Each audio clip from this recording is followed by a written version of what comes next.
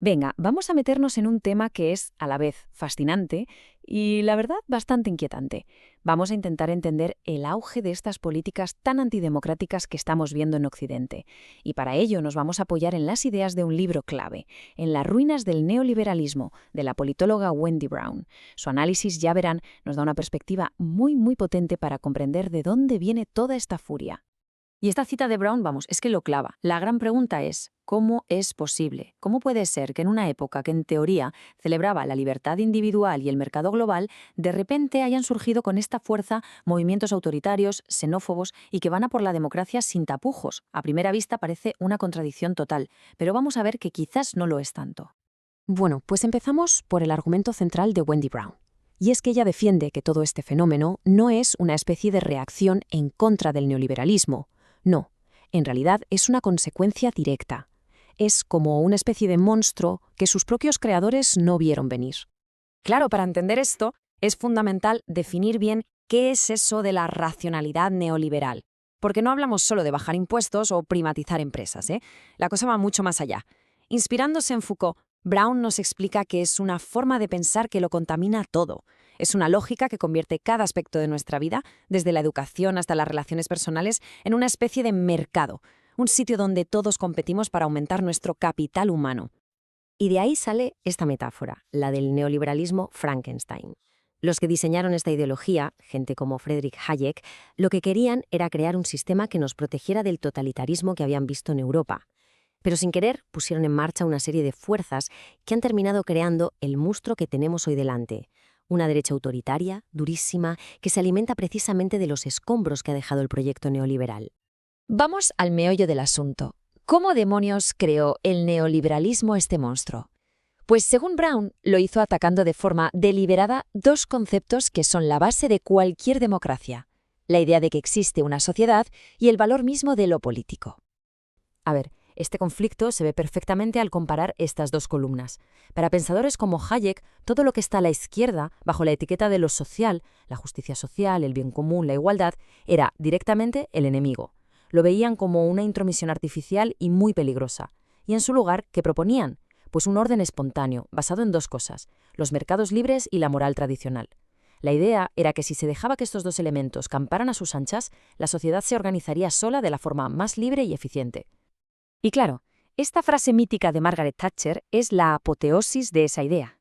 Es, básicamente, una declaración de guerra a lo social, porque al negar que la sociedad exista, te cargas de un plumazo la base sobre la que se apoya la solidaridad, el bien común o las políticas de igualdad. Lo único que queda, según esta visión, es la pura competencia individual y la protección de la familia de toda la vida. Y ahora viene lo verdaderamente interesante: ver cómo este concepto de libertad se retuerce hasta convertirse en una herramienta, casi en un arma, para atacar de frente las leyes democráticas que buscan la igualdad o el bien común.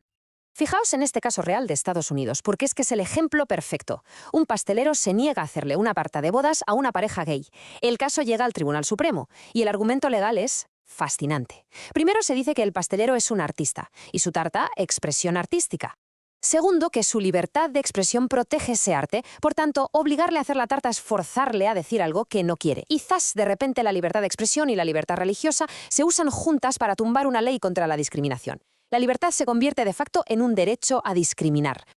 Y esta estrategia se usa para todo, ¿eh? Los servicios se convierten en discurso. A las empresas se les da derechos de consciencia, como si fueran personas.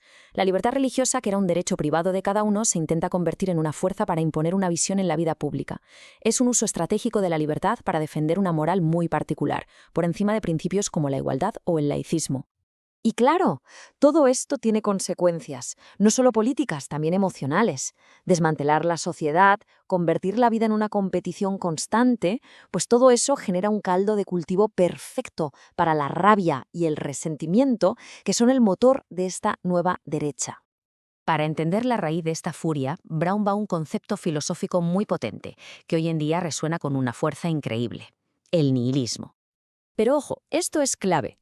No es nihilismo en el sentido que se suele entender, como si fuera no creer en nada y punto. No. Siguiendo a Nietzsche, el nihilismo es algo mucho más sutil y peligroso. Es ese estado en el que los valores más importantes, la verdad, la justicia, la igualdad, pierden su base, su fundamento. No es que desaparezcan, es que se devalúan. Se convierten en simples herramientas, en armas que se usan en la batalla política sin creer de verdad en ellas. La moral se vuelve algo totalmente instrumental. ¿Y quién se siente más tocado por este vacío? Brown lo define como el supremacismo agraviado. Y no es el resentimiento de los que siempre han sido oprimidos, no. Es la furia de grupos que históricamente han sido dominantes, hombres blancos principalmente, que sienten que sus privilegios, su estatus, se están desmoronando por culpa del feminismo, del antirracismo, de la globalización. Sienten que están perdiendo su sitio en el mundo. Y esa sensación de pérdida es un combustible político potentísimo. Y con esto llegamos ya a la conclusión. ¿Qué nos queda en medio de todas estas ruinas que el neoliberalismo ha ido dejando por el camino? El punto central es este. Esta nueva derecha no es lo contrario del neoliberalismo. Es más bien su hijo no deseado, su consecuencia monstruosa. Al atacar a la sociedad, al debilitar la política y al dejarlo todo en manos del mercado y de una moral tradicional armada hasta los dientes, el neoliberalismo creó un vacío existencial y político tremendo. Y ese vacío, claro, ha sido llenado por el nacionalismo, el autoritarismo y una furia que amenaza los propios cimientos de la democracia. El análisis de Brown nos deja con esta pregunta final, que es la fundamental. Si este es el paisaje que tenemos, un campo de ruinas políticas y sociales, el desafío ya no es solo entender cómo hemos llegado hasta aquí. La verdadera pregunta, la que nos toca a todos es, ¿qué podemos y qué debemos construir ahora sobre estos escombros?